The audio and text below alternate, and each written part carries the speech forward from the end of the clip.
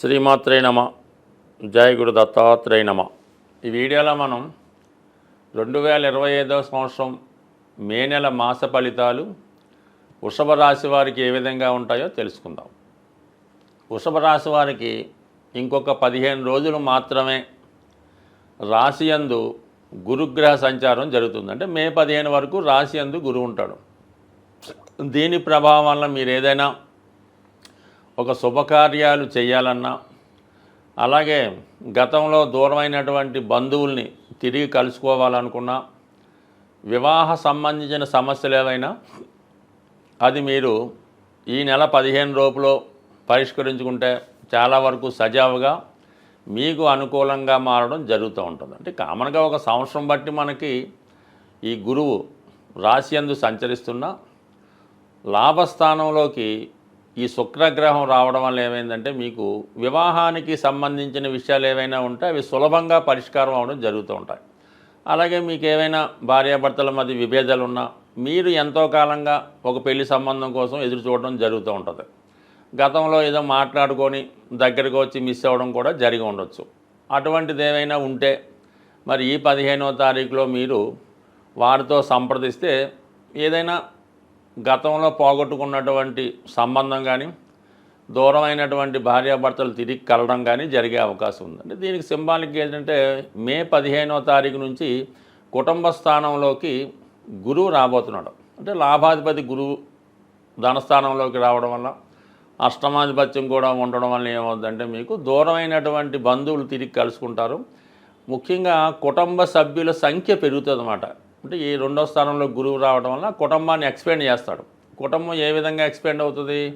ఏదైనా వివాహం ద్వారా కోడలో కూతురో రావడం, అంటే అల్లుడో రావడం వల్ల కానీ, లేదంటే మీ యొక్క సంతానానికి సంతానం కలగడం వల్ల కుటుంబ సభ్యుల సంఖ్య పెరిగే అవకాశం ఉంది. కుటుంబంలో ధన ప్రవాహం పెరుగుతూ ఉంటుంది. అంటే లాభాధిపతి ధనస్థానంలోకి రావడం వల్ల ఆటోమేటిక్గా వివిధ మార్గాల ద్వారా, వివిధ వనరుల ద్వారా ఆదాయం లభిస్తూ ఉంటుంది. అంటే మన వ్యక్తిగతంగా మీకున్నటువంటి సామర్థ్యం వల్ల, గురువు సంతానకారకుడు అవటం వల్ల సంతానం ద్వారా పూర్వపుణ్యం వలన కంపల్సరిగా కుటుంబంలో ఉన్నటువంటి ఆర్థిక సమస్యలు అన్నీ కూడా ఇంచుమించుగా మే 15 తర్వాత పూర్తవడం జరుగుతుంది. అలాగే కుటుంబంలో ఎవరన్నా ఖాళీగా ఉద్యోగం అది లేకుండా ఉంటే వారికి ఏదైనా ఉద్యోగం రావడం కూడా అవకాశం ఉంటుంది. అంటే దీనికి ఒక్క గ్రహం వల్ల అన్నీ జరుగుతాయని చెప్పలేం, కానీ లాభస్థానంలో శనిగ్రహం రావడం వల్ల వృషభ రాశి వారికి ఉపాధి అవకాశాలు పెరుగుతాయి. అలాగే పోగొట్టుకున్న ఉద్యోగం కానీ పదవి కానీ తిరిగి పొందే అవకాశం ఉంది. మొత్తం మీద ఈ రాశి వారికి ఈ గురువుని ఈ విధంగా ఉపయోగించుకుంటే మొదటి 15 రోజులు ఈ విధంగా, తర్వాత 15 రోజులు ఆర్థిక పరంగా సక్సెస్ చేయడం జరుగుతుంది. ఇక సూర్యుడు మరి చతుర్థాధిపతిగా వ్యయస్థానంలో ఉండడం వల్ల మరి ఈ సమయంలో మీరు ఏదైనా ఒక ప్లేస్ మారడానికి కానీ, ఏదైనా ఒక స్థిరాస్తి కొనడానికి కానీ చాలా వరకు అవకాశం ఉన్నది. అలాగే విద్యార్థుల యొక్క చదువు కొరకు, వారి యొక్క ఉన్నత విద్య కొరకు ధనాన్ని ఖర్చు పెట్టడం, ప్రభుత్వానికి చెల్లించవలసినటువంటి ట్యాక్సులు వగైరా వగైరా చెల్లించవలసి ఉంటుంది. అలాగే ఏదో ఒక అదనపు బాధ్యత మీ మీద పడే అవకాశం ఉన్నది.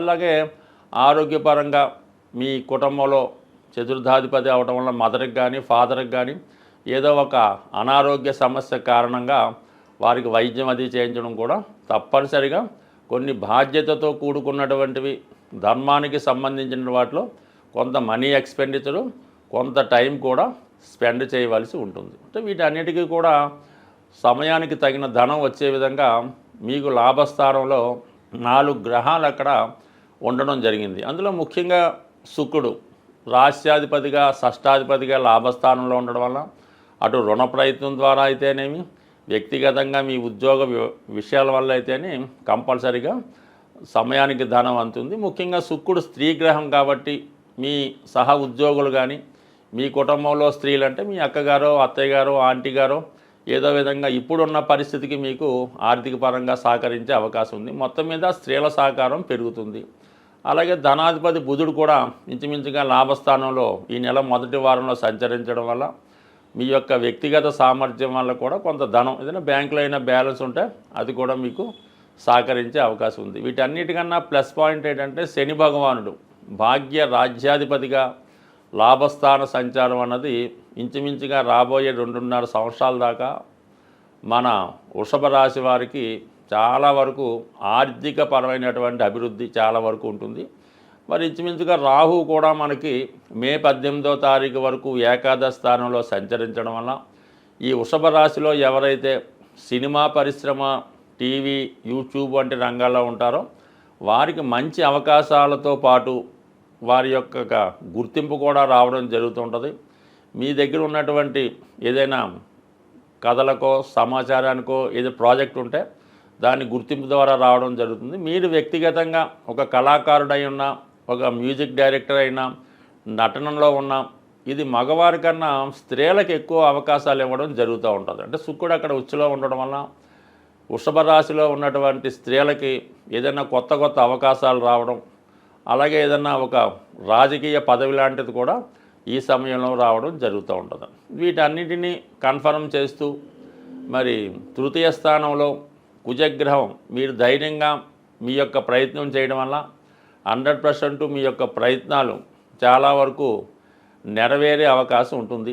మరి ఇక ఇప్పుడు ఈ నెల ప్రారంభంలో ఇంచుమించుగా ఈ గ్రహాలు ఈ రాహు కేతు యాక్సెస్లో పడడం వల్ల చిన్న చిన్న ఆటంకాలు వచ్చినప్పుడు తగు విధంగా పరిష్కారం చేసుకొని ముందుకెళ్తే వృషభ రాశి వారికి ఎప్పుడైనా లాభస్థానంలో ఉన్న గ్రహం కొద్దిగా ఇబ్బంది పెట్టినా, ఆలస్యం చేసినా కంపల్సరీగా తన ఫలితాన్ని ఇస్తుంది. కాబట్టి ఇంచుమించుగా 100% గ్రహాలు మీకు చాలా వరకు శుభాన్ని ఇచ్చే అవకాశం ఉంది.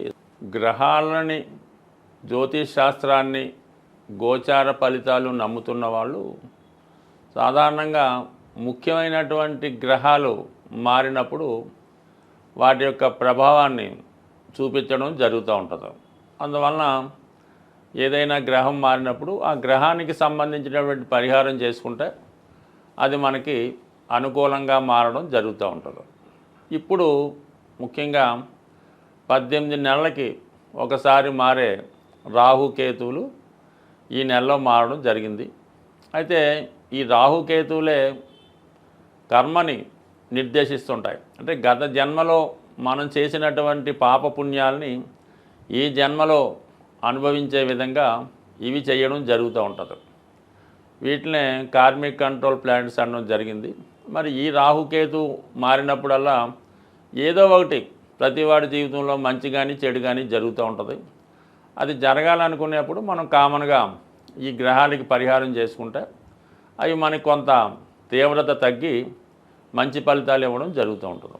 మరి ఇప్పుడు ముఖ్యంగా ఏ పని జరగాలన్నా, మనం ఏ గ్రహానికి పూజ చేయాలన్నా, ఏ దైవానికి పూజ చేయాలన్నా ముందుగా విఘ్నేశ్వరుణ్ణి పూజ చేయడం జరుగుతూ ఉంటుంది. కేతువు యొక్క ఆది దైవం విఘ్నేశ్వరుడు అవటం వల్ల మరి ఈ నెలలో మీరు కంపల్సరిగా అది సంకష్ట చతుర్థి రోజు కానీ, లేదంటే మరి కేతువు సింహరాశిలో ప్రవేశించాడు కాబట్టి ఆదివారం రోజు విఘ్నేశ్వరుడి యొక్క ఆలయంలో వినాయకుడిని విధి విధానంగా గరికతో అర్చించి మన ఎండు ద్రాక్షపళ్ళు అంటే ఎండు ఖర్జూరం కానీ, కిస్మిస్ లాంటివి కానీ మరి స్వామికి నైవేద్యంగా పెట్టి అక్కడ ఉన్నటువంటి భక్తులకి పంచిపెట్టడం వల్ల కేతుగ్రహ అనుగ్రహం లభించే అవకాశం ఉంది. కేతుగ్రహ అనుగ్రహం కావాలంటే అంటే పోక చెక్క అని ఉంటుంది, అది కామన్గా ఈ పాన్ సంబంధించిన వాళ్ళు తెలుస్తూ ఉంటుంది. అది ఒకటి పూర్తిగా పోక చెక్క మీ యొక్క వాహనంలో పెట్టుకోవడం వల్ల కానీ, మీ యొక్క క్యాష్ బాక్స్లో పెట్టుకుంటే ప్రమాదాలు జరగకుండా అనుకూలంగా ఉంటుంది. కాబట్టి ముందుగా మీరు కంపల్సరీగా ఈ నెల 18వ తారీఖు తర్వాత ముందు చేసుకున్న తప్పులేదు, ఆదివారం రోజు విఘ్నేశ్వరునికి పూజ చేయించుకోవాలి. దాని తర్వాత రాహువు మరి కుంభరాశిలో ప్రవేశిస్తున్నాడు. అందుకని రాహు యొక్క అనుగ్రహం కోసం కనకదుర్గ అమ్మవారు శనివారం రోజు కనకదుర్గ అమ్మవారి ఆలయంలో అమ్మవారి కుంకుమర్చన చేసి ఒక నిమ్మకాయల దండ సమర్పించి 18 సార్లు ప్రదక్షిణ చేసి వీలైతే పొలగం నైవేద్యంగా పెట్టి అమ్మవారి ప్రసాదంగా పంచిపెట్టినా పర్లేదు. వీలు లేని వారు కేవలం దర్శనం చేసుకొని 18 ప్రదక్షిణలు చేయడం వల్ల సరిపోతుంది. బట్ ఏదైనా కంపల్సరీగా ఈ శాస్త్రాన్ని నమ్ముతున్న వాళ్ళు మీరు తప్పకుండా ఈ వినాయకుడిని అమ్మవారిని పూజించుకోండి. వీలైతే ఏదైనా ఒక శక్తి క్షేత్రాన్ని శక్తి పీఠాన్ని దర్శించడం వల్ల ఈ రాహుకేతువుల అనుగ్రహం లభించే అవకాశం ఉంది. బట్ ఏదైనా రాహుకేతు మనకు అనుకూలంగా ఉంటే ఆటోమేటిక్గా మిగతా గ్రహాలన్నీ అనుకూలించే అవకాశం ఉంది. అందువలన కంపల్సరీగా గ్రహశాంతి చేసుకోండి. ముఖ్యంగా సింహరాశిలోకి కేతుగ్రహ ప్రవేశం అన్నది చాలా వరకు అధికారులకి పెద్దవారికి కొంత ఇబ్బందులు లాంటివి ఉంటుంటాయి. కాబట్టి నిరంతరం సూర్య నమస్కారం చేసుకొని ఆదిత్య హృదయ పారాయణ చేసుకొని ఆదివారం నియమంగా ఉంటే అటు ఆరోగ్యం ఐశ్వర్యం లభిస్తుంది. అలాగే ఇదే నెలలో గురుగ్రహం కూడా మనకి ఈ మే 15 మారడం జరుగుతుంది. గురువు ఏ భావానికి వచ్చినా ఆ భావ ఫలితాలు మనకి ఇంప్రూవ్ చేయడం జరుగుతుంటుంది. కాబట్టి గురుగ్రహ అనుగ్రహం కోసం అంటే శివుణ్ణి పూజించుకోవచ్చు, దక్షిణామూర్తిని ఆరాధించవచ్చు, దత్తాత్రేయుల వారిని ఆరాధించవచ్చు, లేదా మీ ఇష్ట దైవాన్ని పూజించవచ్చు, లేదా మీ తల్లిదండ్రుల యొక్క ఆశీర్వాదం తీసుకున్నా సరే గురుగ్రహం యొక్క అనుగ్రహం తప్పకుండా లభించే అవకాశం ఉంది. ఏదైనా చాలా కాలంగా తీవ్రమైనటువంటి ఇబ్బందుల్లో పడుతున్నాం, ఏ విధంగా కూడా మనకి దారి లేదు అనుకున్న వాళ్ళు మరి ఈ నెలలో ఒక అద్భుతమైన రెమెడీ ఏంటంటే ఏదైనా మీకు దగ్గరలో ఉన్నటువంటి గోశాలని దర్శించి మీ యొక్క వెయిట్ మీరెంత బరువు ఉన్నారో అంత బరువు ఉన్నటువంటి వెయిట్ చూసుకోండి. మీరు ఒక 80 కేజీలు ఉన్నారనుకోండి, 80 కేజీలు ఎండుగడ్డి కానీ పచ్చగడ్డి కానీ దాని ఖరీదు ఆ గోశాలలో డొనేట్ చేయవలసి ఉంటుంది. అయ్యో అంత శక్తి మనకు లేదు అనుకున్నప్పుడు దాంట్లో 8వ వంతు అంటే మీరు 80 కేజీలు ఉంటే ఒక 10 కేజీలు పచ్చగడ్డి లేదంటే ఎండుగడ్డి ఆ గోశాలలో డొనేషన్ చేయడం వల్ల మీరు పునర్జన్మ కొత్తగా జన్మ ఎత్తి ఎంత బాగుంటుందో అంత ఐశ్వర్యవంతంగా అదృష్టవంతంగా ఉండే అవకాశం ఉంది. ఈ చిన్న ప్రయత్నాన్ని చేసి సక్సెస్ అవ్వాల్సింది. స్వస్తి.